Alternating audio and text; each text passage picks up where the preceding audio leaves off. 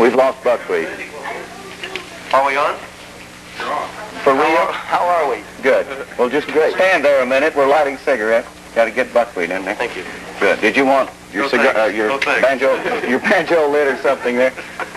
How about people that interview you on television? Well, you might as well unload. Well, they usually ask you questions like, how'd you get together? Or, where are you from? Or, well, the answer, of course, to that is it is and it's certainly. You know. Yeah, they say, well, what exactly is it that you do? And, you know, this would indicate that they've never seen us. This is like when we first started out, we had to make up our minds as to whether we were going to tell people what we did or we'd let them tell us. And we decided to choose the latter, and it worked out pretty well. Well, yeah, of course, it's a little softer than that. We do what we like, and we're very happy when people like it, that's all. We don't compromise, you know. If you don't believe in a song, if you don't like it, you can't perform it. There's no point in trying. I couldn't sing one of those surfing songs if my life depended on it. We were talking a little earlier about finding material. Where does it come from? I mean, how does it get to you?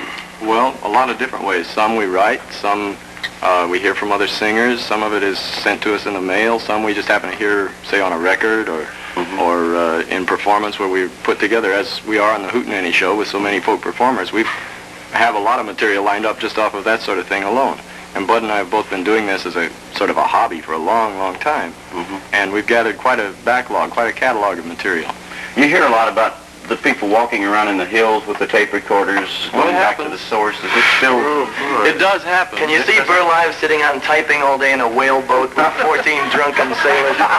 You know? We could send somebody, maybe, you know. There was a guy that was really good about the... He went out in the country with a tape recorder. They recorded all these, you know, people singing songs as they learned them from their grandparents and all that, which was a great thing. And he put all that stuff in the Library of Congress. And then he recorded it all and claimed authorship and made quite a lot of money on it. As a matter of fact. Success story, it's called. Right. Well, a lot of folk songs. I think he started that conflict over at Haiti, I'm sure of it. A lot of folk songs were written about real political issues and things that actually happened. Are people still writing this? A lot of it. Not for the minute. More than ever, I'd say. Where's it ever going to get an audience aside from? I mean, here this is communication. I mean, Sure, with the big cameras you and betcha. things. Right. And the nightclubs, I'm sure, is communication, but not to numbers. And do we have a wall of prejudice built between real folk music and those people out there in our own electronic medium here? Well, now, before we go any further with that, let's just color it a little bit. There are a bunch of nuts in this country who have gone completely in the other direction, and, you know, they'll complain about everything. Yeah. And they hold furtive meetings in basements and all that sort of thing, and tell each other they're beautiful and define their terms. And fold a lot of pamphlets. Right, you know, and it's a thing. But we're not talking about those people. We're talking about, you know, really honest, uncalculated, topical stuff. And there's a lot of that being written, and no, it won't get an audience. It won't get a big audience. Well, I know there's a Jonathan Winters tape that got around pretty good. Said they never release it. They didn't, but everyone's got it. The comedians do a lot in political parody, like on the president and topical things, but a lot of this in music I have not seen on network TV or heard on network radio. Does music have the same freedom that the comedians do? That's what I was trying to ask. Definitely not. I wonder why. Well, because of the interests of either the sponsor of the station or the network. Must be. Because although there's a lot of talk, for instance, about communism in folk music and this sort of thing, I think that the main reason for the big surge of folk music right now is not necessarily any political content, although political satire is one of the things that keeps folk music going. But it's more of a what you know what I'm trying to say. I can't put it into words either, but I know what you're saying. Well, anyone who's watching who'd like to try may write. Send us a letter and tell us what you think. No, he's right, and I think it's wonderful that we live in a country where a man can put in an album and blast the president, you know, without getting put in irons. That's great. And we can be grateful for that, by God. That's freedom. It sure is. You won't get put in irons for whatever you play. What would you like to finish with? Something? Well, this thing's called Put Me in Irons. No, this... Iron Man.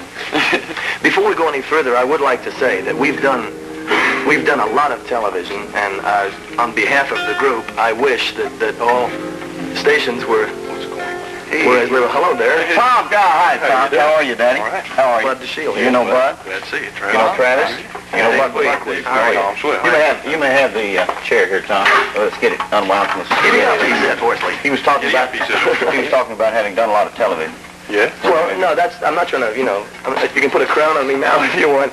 No, what I wanted to say something on behalf of this station, and I wish that all the programs of this sort that we do were conducted with the same kind of intelligence and open-mindedness that this one is. It would certainly improve the general picture and would do a lot for the culture of the nation. I really think that. Well, thank you, And because that's the purpose we try to promote here. It's really been a pleasure being here. We right? feel like we have a good time, and everybody that's watching us is going to have a good time. This is the most honest approach that we've run across. Sure. Would you go and buy each one of these men an automobile or something? Do something equally nice for them. Thank you very much. It's a privilege to work with you people. Thank you. A delight. Thank you.